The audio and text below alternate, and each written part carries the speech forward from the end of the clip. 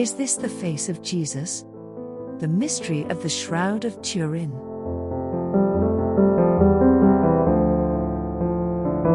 Hidden within the vaults of a cathedral in Turin, Italy, lies an ancient relic that has fascinated scholars, theologians, and the curious for centuries, the Shroud of Turin. This ghostly image imprinted on a piece of linen presents what some believe to be the very face of Jesus Christ. But is it? In this video, we delve deep into the mystery of this shroud, unwrapping layers of history, intrigue, and revelation. The shroud, when fully unfurled, paints a haunting tableau, the very semblance of a man caught between the realms of life and death. The cloth, a stretch of linen measuring around 14.3 by 3.7 feet, carries a negative image, almost like a photographic imprint, which is why when one observes a negative photo of the shroud, the haunting details become even more vivid. This figure, stark against the fabric's backdrop, is gaunt, almost emaciated. His facial features are sharp, with high cheekbones and a pronounced nose. The long, cascading hair, falling to the shoulders, frames a face that bears the weight of immense pain. Deep-set eyes, though devoid of color, seem to be gazing into a void, as if they've witnessed unimaginable torment. Examining the shroud further, one cannot help but notice the macabre signs of violent torment. There are distinct markings around the wrist area, suggesting powerful punctures, reminiscent of what would be caused by rough-hewn nails driven through flesh and bone. Similarly, the feet exhibit the same brutal markings, indicative of the cruel practice of crucifixion. The head bears its own gruesome testament. Around the scalp, one can discern multiple abrasions and puncture wounds, consistent with what would be inflicted by a crude crown woven from thorny branches. This crown, when forced onto the head, would have dug deep, causing rivulets of blood to flow down the face, merging with sweat and anguish. But perhaps the most poignant of all injuries is the one on the side. There, an elongated mark, slightly curved and undoubtedly deep, resides. Historically, it aligns with the biblical account of a Roman soldier piercing Jesus' side with a spear, ensuring his demise. This wound, in its stark portrayal, feels almost like an intimate betrayal, a final indignity to a body already ravaged.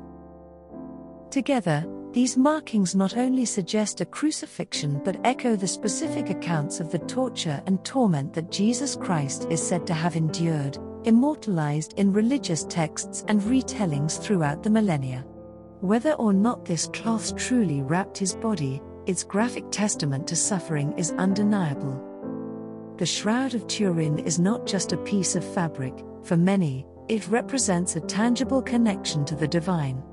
Throughout the centuries, it has been held in the kind of reverence usually reserved for the holiest of artifacts.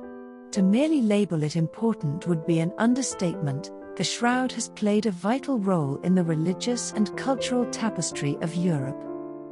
Its grandeur and significance were often manifested through majestic processions. Picture medieval streets, lined with cobblestones, as throngs of devotees, both rich and poor, gather under a sun-drenched sky or a moonlit night. They've come to witness a sacred event, the public display of the shroud. In the hands of clerics, the fabric would be paraded with a solemnity that underscored its spiritual gravitas. The air would fill with the murmurs of prayers, chants, and the pealing of church bells, as the faithful reached out, hoping that even a brush of the passing relic might grant them a miracle or a blessing.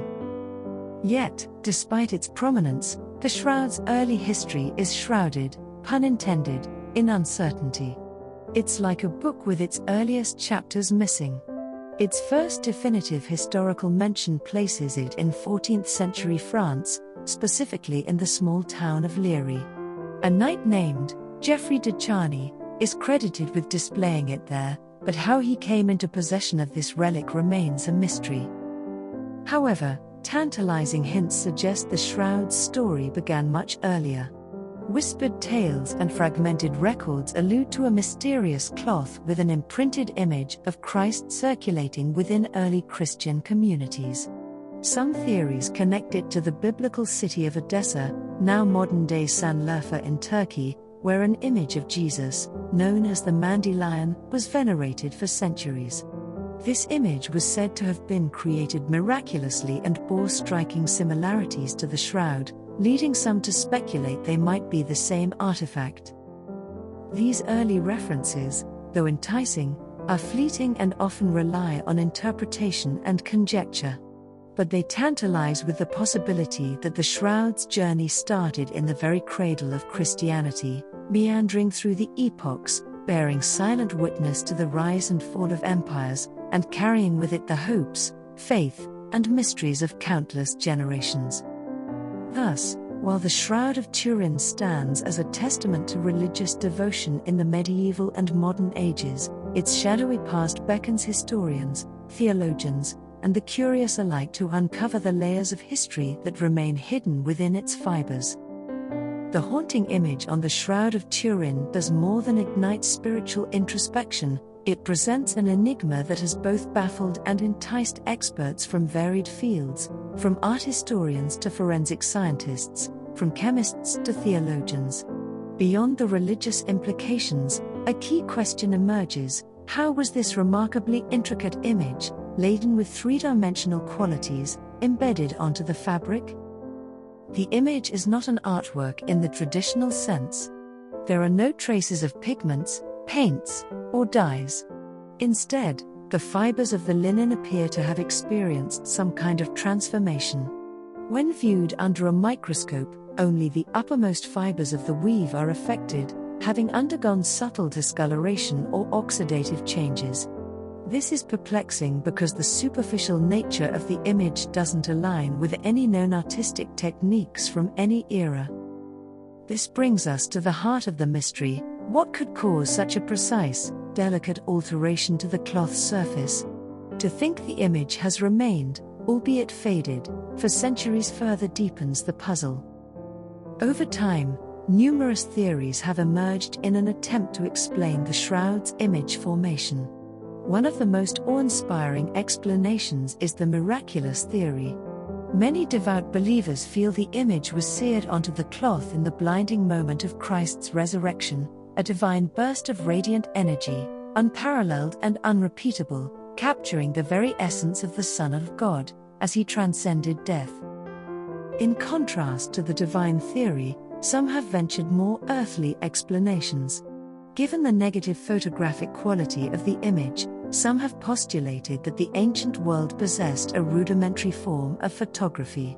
Perhaps, they muse, the cloth interacted with volatile organic compounds emanating from a body, or substances within a tomb, creating an imprint. More scientific theories propose the image might have resulted from a natural chemical reaction, such as the Maillard reaction, between the sugars on the surface of the cloth and amines released by a body. However, these explanations often face challenges in replicating the exact depth and detail of the shroud's image. While each theory, from the divine to the chemical, carries its own merits and challenges, none have conclusively demonstrated the unique combination of depth, clarity, and superficiality that the shroud presents. It remains an enigmatic masterpiece, enticing both the faithful and the skeptical in their quest for answers.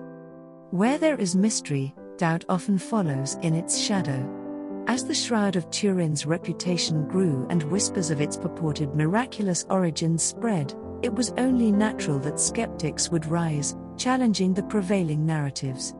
The Age of Enlightenment, followed by rapid advancements in modern science and technology, provided tools that earlier generations could only dream of. Now, the shroud could be scrutinized not just with the naked eye, but with instruments of precision and procedures of methodical inquiry.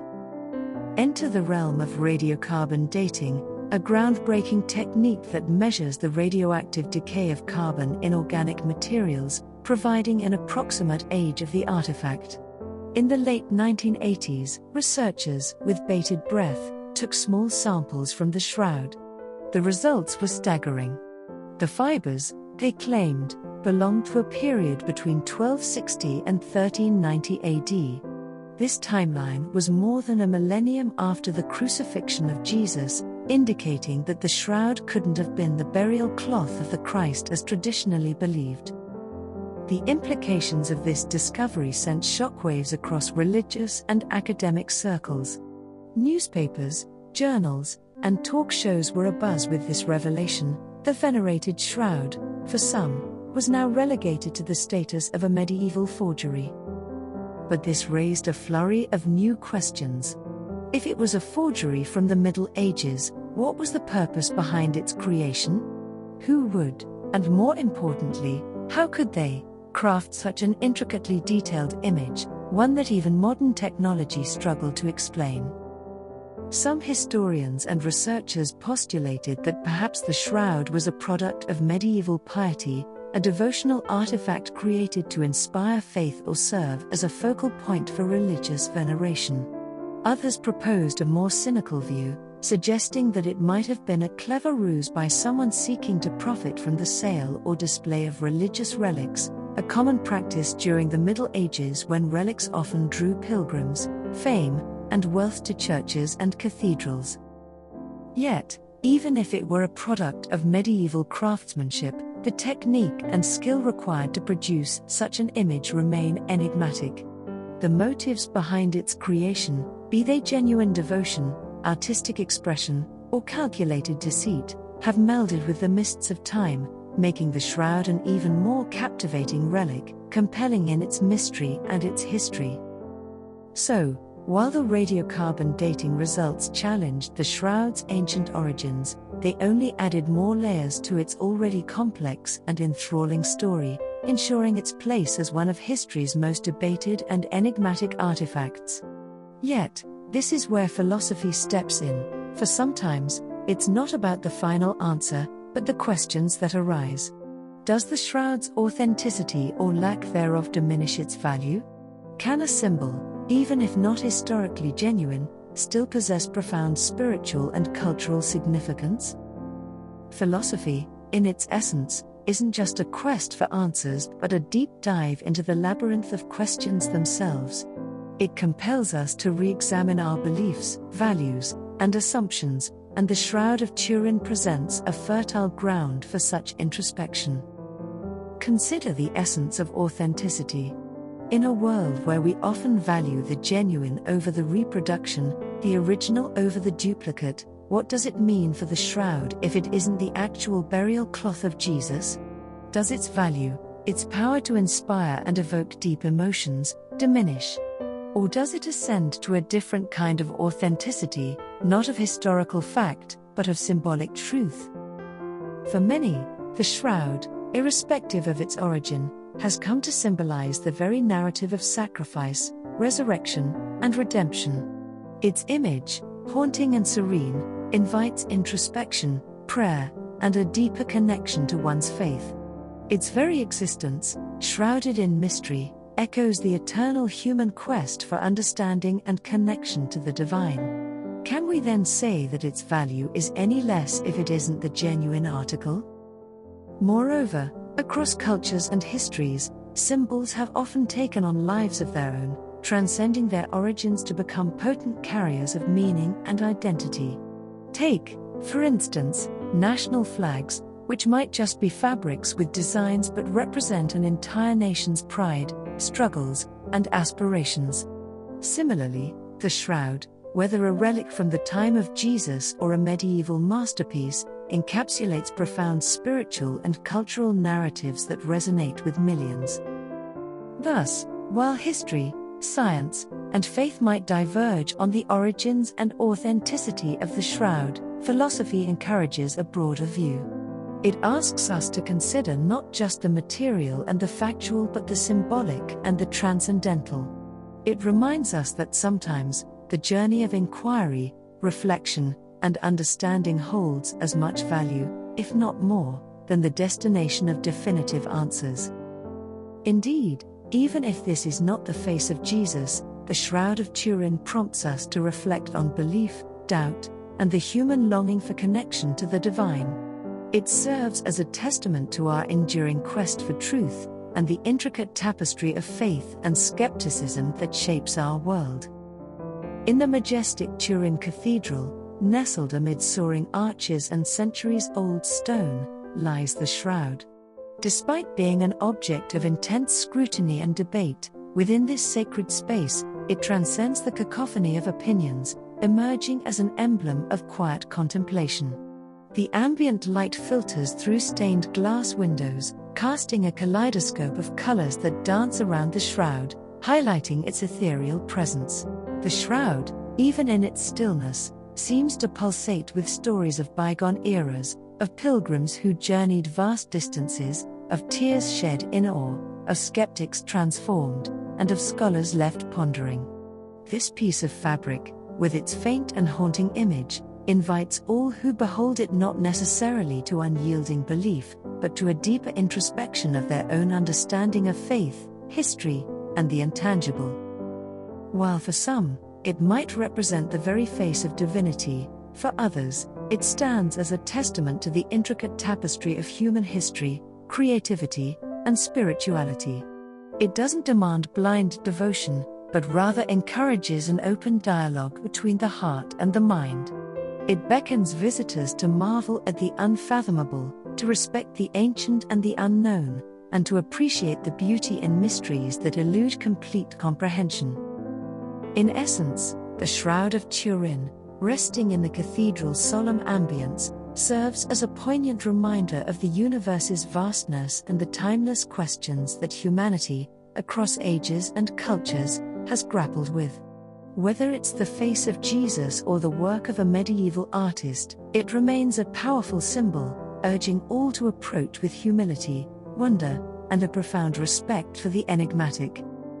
Whatever you believe, the Shroud of Turin, in all its ambiguity, challenges us, teases us, and invites us to ponder the very nature of belief. It's not just a relic of the past, but a mirror reflecting our own beliefs, doubts, and desires. Whether a divine artifact or a masterful forgery, the Shroud remains one of humanity's most captivating mysteries. Thank you for journeying with us through the mystery of the Shroud of Turin. Remember, sometimes, it's the journey of inquiry that matters most, not the destination.